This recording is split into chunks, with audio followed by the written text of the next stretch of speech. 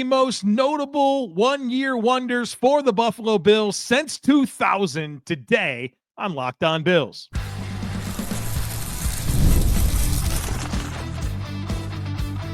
You are Locked On Bills, your daily Buffalo Bills podcast. Part of the Locked On Podcast Network, your team every day.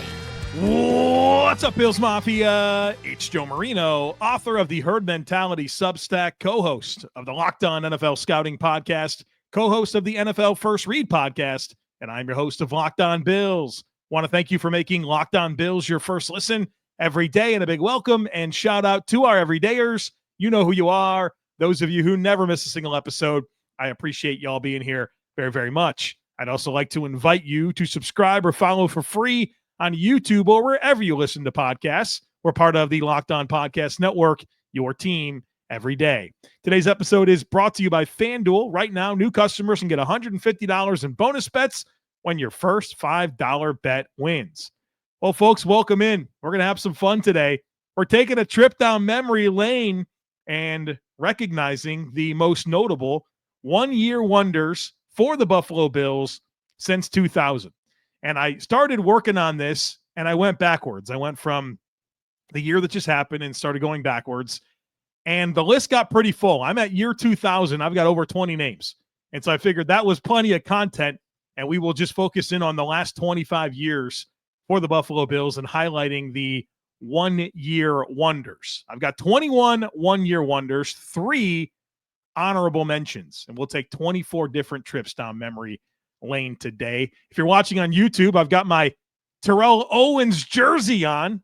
I figured I'd get that thing out of the closet. I'm not sure how many chances I'll have to wear this thing again in my life, so I figured this would be a good opportunity to put it on.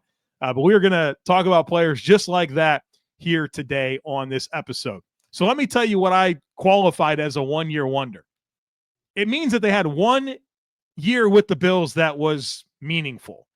And they may have been the Bills. In some cases, some of these players were on the Bills for more than one season, but they had 1 year that was just a little bit different than the rest. And we're going to go backwards. We'll start with the most recent one-year wonder. So we'll start with the McDermott era one-year wonders and work our way back to year 2000. Let's do it. Let's have some fun. If there's any players that I forgot, fill up the YouTube comments and let me know which ones you think deserve to be shouted out. All right, here we go.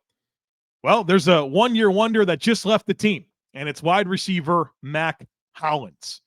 Had a good season with the Bills, 378 receiving yards, 5 touchdowns.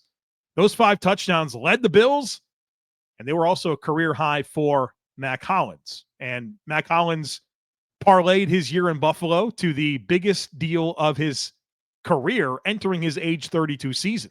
Signed a 2-year, $8.4 million deal with the Patriots. Now, he didn't have a monster year with the Bills in terms of production, but he was an important all-around player as a receiver, some special teams contributions. He blocked, did all the little things. I think we will always respect and remember his year in Buffalo, and I really respect the career that Mack Hollins has carved out for himself. 6 teams in 8 seasons, 5 teams in as many years, and he still finds a way and, makes a difference wherever he is. And so I'll always think fondly of the 1 year that Mack Hollins had in Buffalo.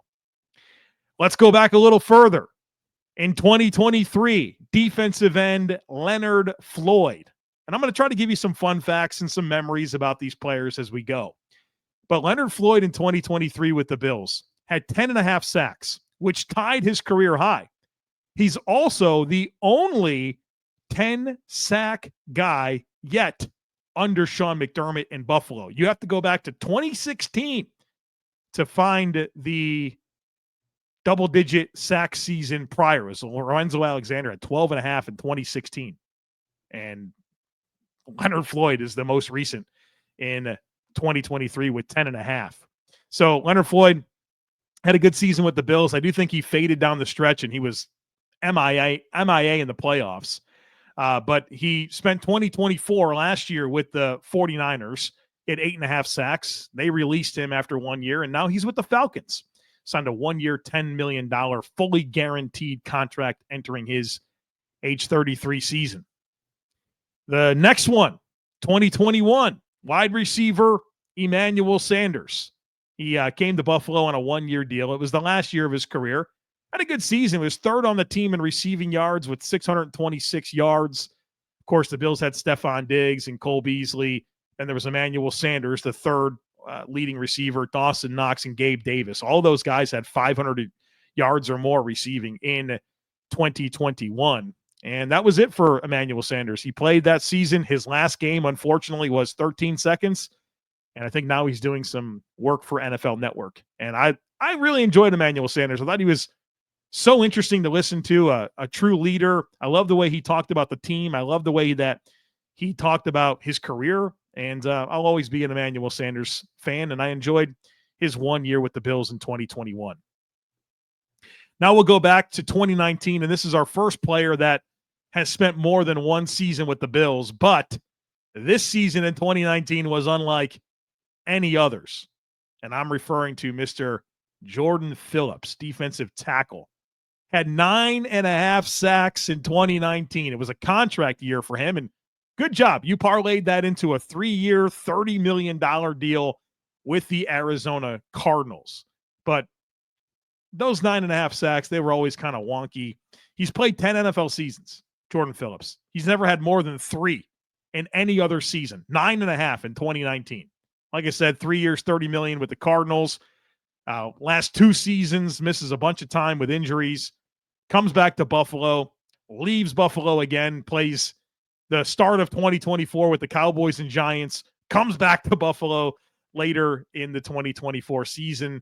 And he will be remembered by a lot of flashy moments, being wildly inconsistent, being elite at waving his arms in the air and hyping up the crowd, and for the random 9.5 sacks that he got in 2019. I will say this, though. The play that he made in the AFC Championship game that stopped the Chiefs, right? This last one that happened, that made them settle for a field goal, that gave the Bills a chance with the ball, should go down as one of the all-time plays in Bills history. But unfortunately, Dalton Kincaid couldn't catch that 4th and 5 pass from Josh Allen. Let's keep it in 2019. Quinton Spain, the guard. Remember this guy? Signed a 1-year deal with the Bills in 2019. He starts all 16 games. Didn't allow a sack. Only 4 penalties, right? And if you follow the guy on Twitter, he made sure you knew that. So you feel like the Bills get their answer, like a long-term answer at guard. After that year, he signed a 3-year, $15 million extension. He starts the first 2 games of 2020, gets benched, and then gets cut. Then he starts all 16 games for the Bengals in 2021, and that's it. That's his entire career. And he's only 33 years old right now. That was his age 30 season. His last one, 16-game starter for the Bengals, a Super Bowl team. In fact, he gave up the big pressure to Aaron Donald, and Joe Burrow had to dump it down to Samaje Perine, and he couldn't get the first down, and the Bengals lose the Super Bowl. But that was it. That was his last play, was that play. We never saw from him again in the NFL. How about this one? 2 more in the McDermott era. Wide receiver Robert Foster in 2018, Josh Allen's rookie season. And you remember the receivers that the Bills had in 2018 to start the year for Josh Allen? It was Kelvin Benjamin, Andre Holmes, Jeremy Curley, Zay Jones, and like Robert Foster. And Benjamin, Holmes, and Curley were all cut by like the middle of the year. And that was your starting receivers for your rookie quarterback. And then the Bills wind up getting Isaiah McKenzie. They wind up really leaning into Robert Foster, and Foster had a really good season. He was an undrafted free agent, 5-star recruit out of Alabama, had injuries, and then he had this 7-game stretch with Josh Allen during his rookie season, where in 7 games, he had 511 yards. 511 yards. And then he barely plays in 2019. The team moves on in 2020. In fact, after that stretch of 7 games, or really that rookie season where he had over 500 yards receiving, he had 5 more catches after that year. He bounced around on some practice squads in 2020, 2021, and 2022 with the Packers, Commanders, Giants, and Colts. But he had that 7-game stretch with Josh Allen as a rookie, and like that was literally it. And we'll always remember that touchdown catch he had against the Jaguars. Just an unbelievable throw. I still have no idea how Josh Allen got that ball out. And then the way that he caught the ball and finished, and like was like moving his arm around. It was like one of the coolest plays in the history of the Bills. But we'll always enjoy those 7 games, and then the guy just did nothing. Last McDermott era one-year wonder is E.J. Gaines, cornerback, 2017. Remember this trade? The Bills sent Sammy Watkins and a 6th-round pick to the Rams for E.J. Gaines and a 2nd-round pick. And E.J. Gaines comes to the Bills, starts 11 games, 59 tackles, 9 PBUs, 3 forced fumbles, an interception, only a passer rating of 75 allowed against his coverage. Had a good season. Looked like he was a good starter. He leaves, he goes to Cleveland, comes back in 2019, misses the entire year with a core muscle injury, comes back in 2020. He opts out of the COVID season, and that's it. His career was defined by injuries. Unfortunately, whenever he was on the field, he was pretty good, but he couldn't stay healthy.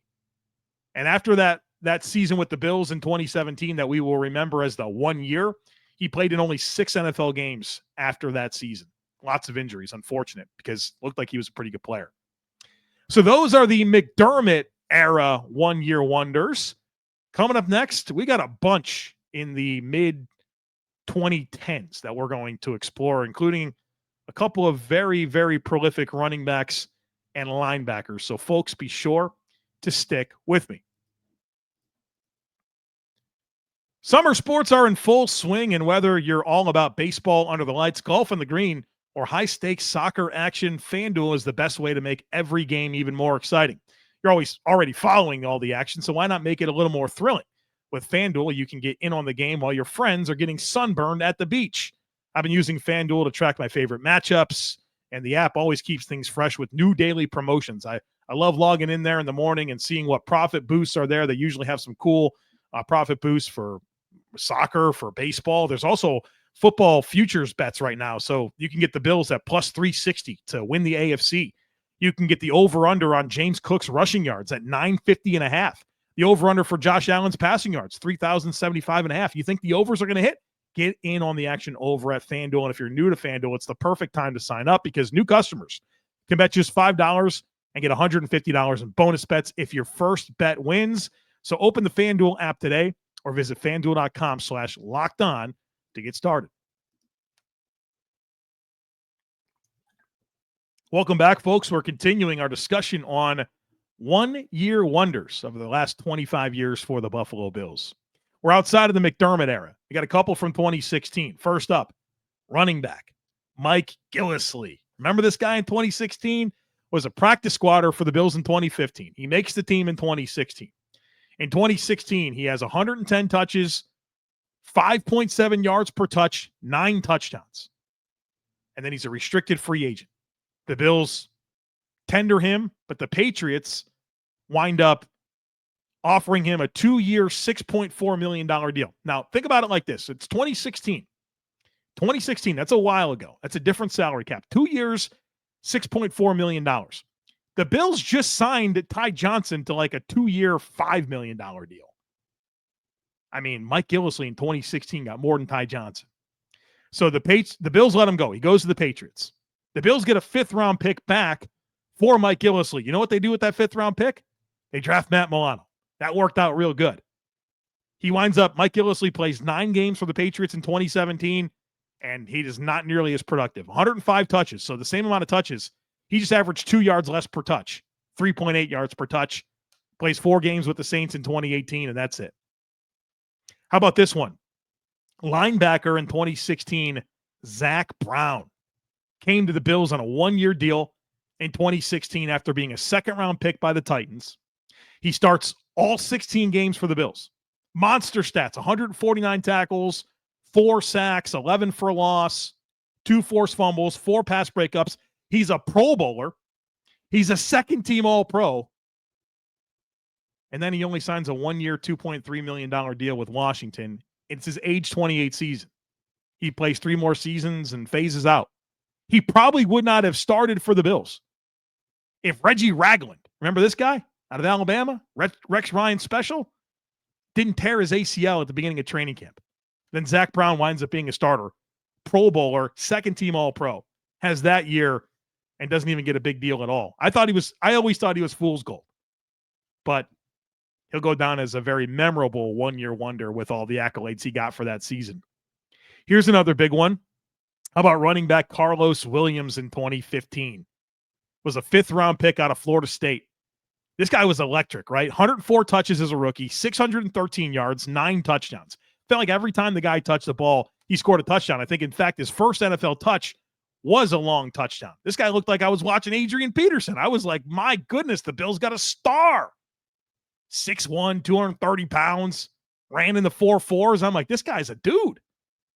The next year, he shows up overweight, suspended 4 games for violating the league's substance abuse policy. He gets released and never plays another snap. 3 different suspensions violating the league's substance abuse policy. Guy was looking real good as a rookie and gone. How about this one? Bakari Rambo, safety, 2014. He played in 4 games in 2014. And then he played in 15 games with 8 starts in 2015. All right, so this is a little bit of a 1.5-year wonder. Forgive me. But it's a great story. So in 2014, he comes in against the Packers in the 4th quarter. The Bills starting safety, Duke Williams. Remember that guy? There's not just the receiver, Duke Williams. The Bills had Duke Williams, the receiver, Duke Williams, the safety, and Duke Preston, the offensive lineman. Remember that guy? Guard out of Illinois. So this guy, Bakari Rambo, comes in 2014 in this game, intercepts Aaron Rodgers twice. The Bills beat the Packers 21-13. And Rodgers and the Packers were on a heater. The Packers had won 9 of their last 10. Rodgers had 35 touchdowns and 3 interceptions entering that game. He throws 2 in the 4th quarter to Bakari Rambo. So fast forward in 2015, Thursday Night Football against the Jets. Bakari Rambo forces 2 fumbles. One is a scoop and score by who? Duke Williams. Then he recovers another for himself. Then he picks off Ryan Fitzpatrick, who is the Jets quarterback, in the last minute of the game to preserve a 22-17 Bills win. He's named AFC Defensive Player of the Week. 2 of the crazy biggest games in the history of the Buffalo Bills on defense. What happens after 2014? He signs a deal with the Dolphins, plays in 9 games, comes back to the Bills in 2017 during training camp and was released a month later. It's crazy. Couple of huge games and not a whole lot to show for longevity. How about this one from 2014? Remember this guy, Kyle Orton? Kyle Orton. The Bills were 2-2. They bench E.J. Manuel. They turn to Kyle Orton. Comes in and was terrific, right? 3,018 yards passing in 12 games. That's on pace for a 4,000-yard passing season, which at the time was unheard of for the Bills. The Bills go 7-5 in the Kyle Orton starts. The Bills finished the year 9-7. They had a goofy loss to the Raiders in week 15 that took them out of playoff contention. But if they would have beat the Raiders, I think they had a good chance of going to the postseason. And Kyle Orton threw a couple of bad interceptions in that game. But anyways, you feel like the Bills had a little something here at quarterback. Then the next day at locker room cleanout, the media asks him for an interview. He says, yeah, 1 second, I'll be right back. He grabs his wallet and he leaves. Retires. Doesn't say anything to anybody. Just gone. Kyle Orton, one of the most interesting characters in the league. You can Google search him and see some of the trouble he got into. But I feel like the Bills might have found a little something there at quarterback. Comes in and the Bills passing offense never looked like that outside of those few games in 2002 under Drew Bledsoe. Start his career in Buffalo, but Kyle Orton looked like he was going to be a thing, and then he retires and basically doesn't even tell anybody.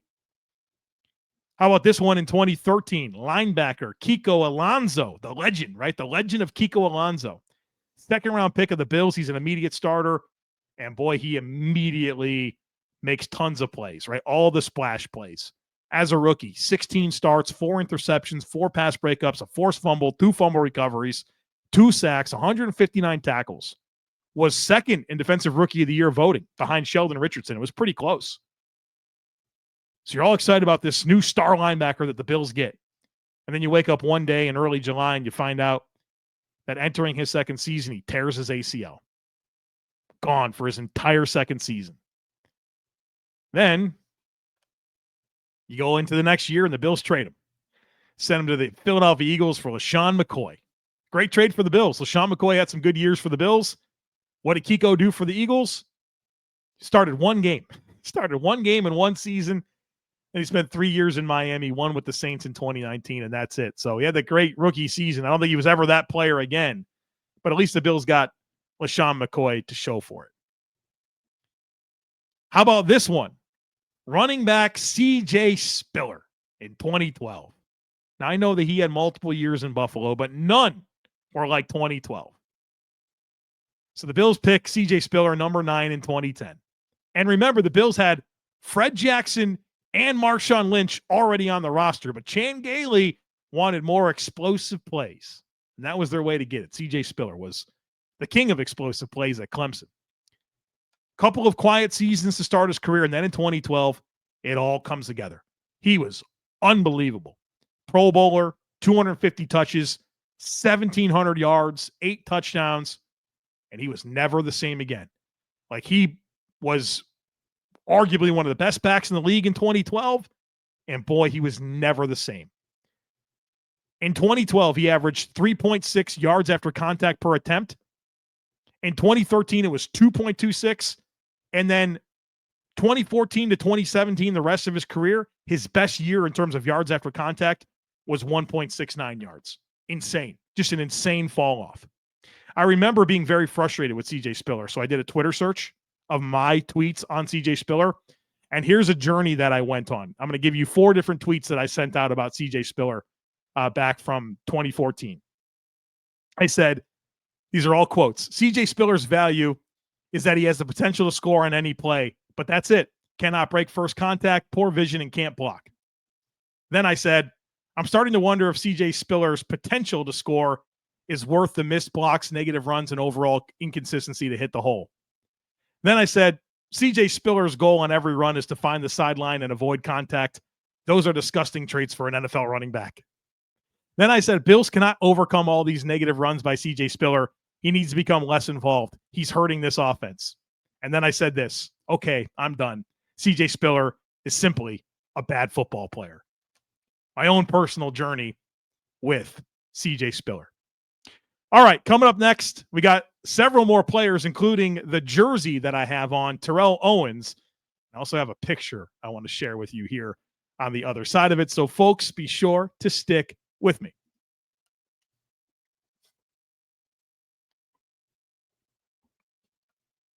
All right, it's time for our Terrell Owens conversation. 2009. I was so excited when the Bills signed Terrell Owens. I was younger, obviously.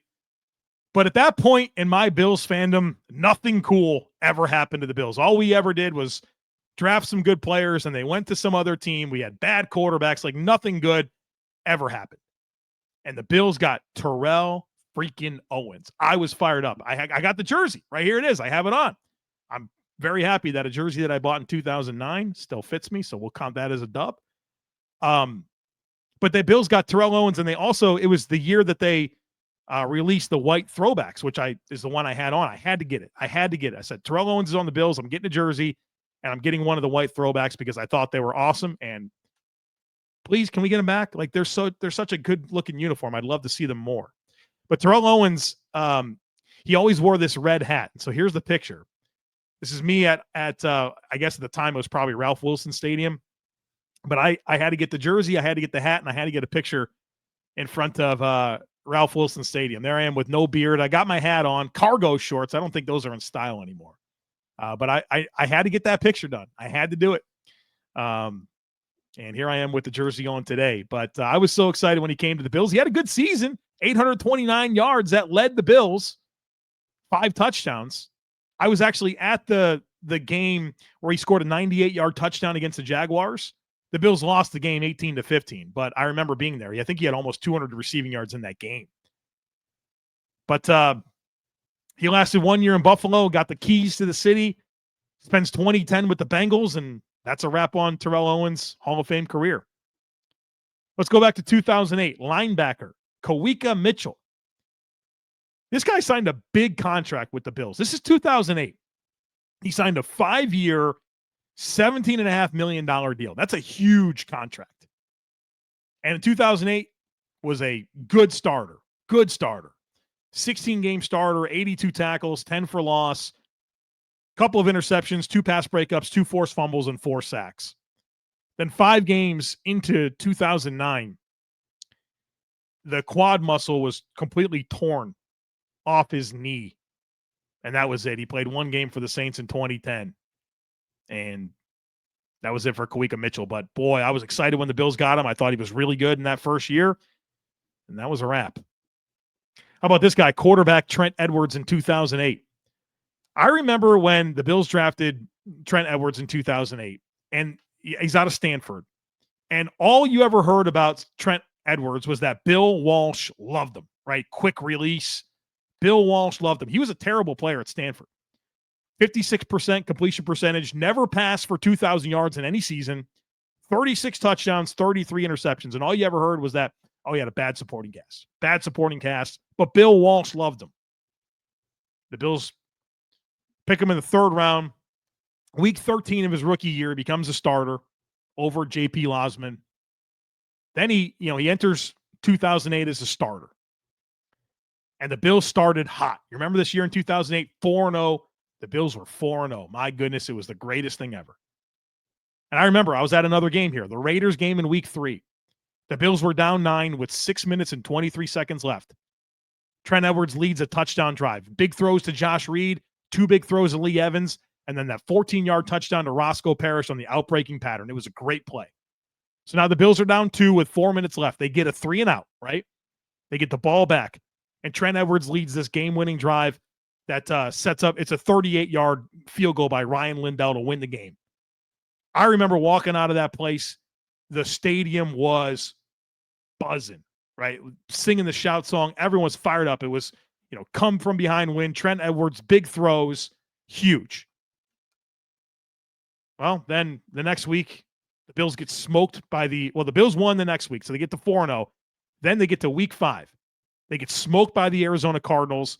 Adrian Wilson, the safety for the Cardinals, knocks out Trent Edwards. Concussion. Dude comes back and he's never the same. Turns over the ball. Then he gets gun shy. Always took the check down, which ushered in the Ryan Fitzpatrick era. But for those 4 games, thought we had a franchise quarterback for a minute, especially after that Raiders game, and happened to be at that one. Got a few more. How about this guy? Linebacker John DeGiorgio in 2007. Was an undrafted free agent out of Saginaw Valley State. 14-game starter in 2007 after Paul Posluszny went down with an injury. Very productive. 113 tackles, 2 sacks, an interception, 2 forced fumbles, 6 pass breakups. Second on the team in tackles behind Angelo Crowell. Remember that guy out of Virginia? Then he comes back. He plays 6 games in 2008 as a special teamer, tears his ACL. That's it. That's a wrap on his career. Let's go to 2006. Quarterback J.P. Losman was a first-round pick in 2004. 2006 was his first full year as like the guy, the starter, year 3. And he had a decent year. The Bills were 7-9. He passed for 3,000 yards, and that was a big deal. Passing for 3,000 yards in 2006 was a big deal. And I remember 3,000 yards, had more touchdowns than interceptions, had a big arm, right? Could run a little bit. He had that huge game against Houston where he threw 2 83-yard touchdowns to Lee Evans in the first quarter. I'm like, all right, the Bills got a little something here. Well, not so much. After that year, he started 9 more games for the Bills. The Bills went 2-7 in those 9 games.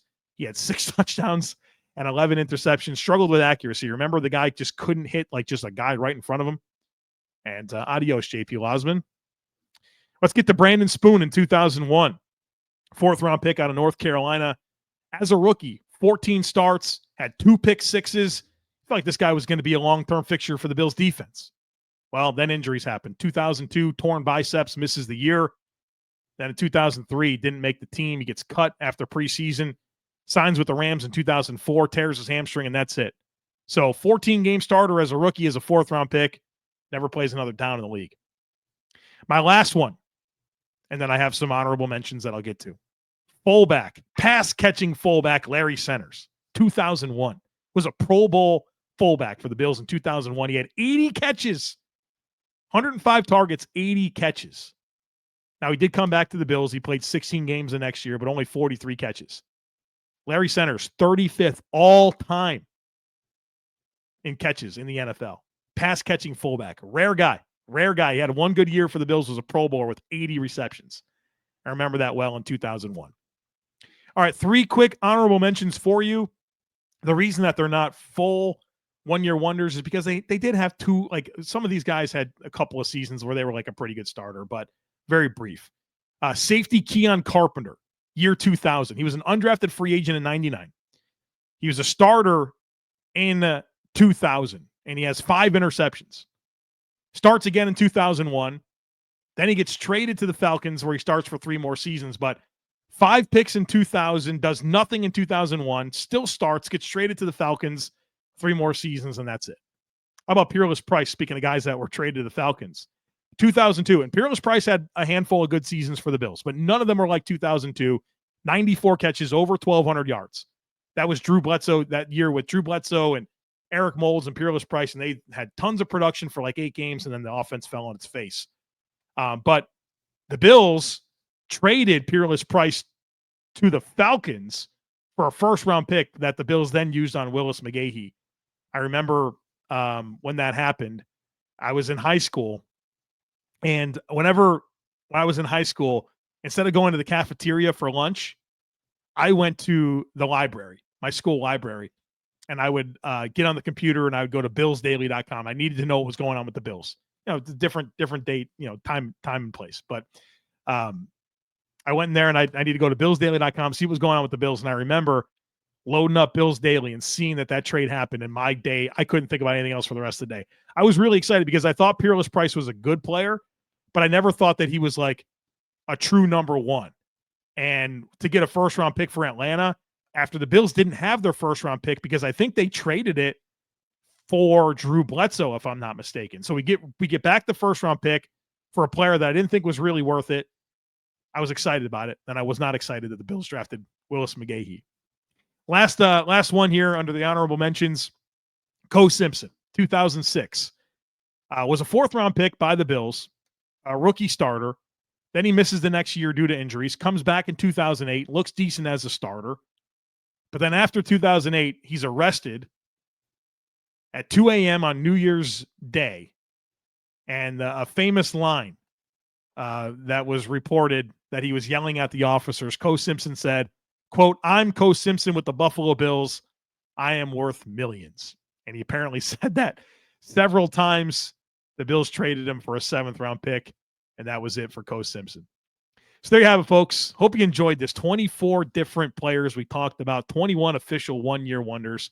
Hope you enjoyed kind of reminiscing on some of these players. And if there's any that you think I should have included, let me know here in the YouTube comments. All right, folks, thanks for being here. As always, I kindly ask that you share, subscribe, rate, and review. Have a great rest of your day. Go Bills, and I look forward to catching up with you again real soon.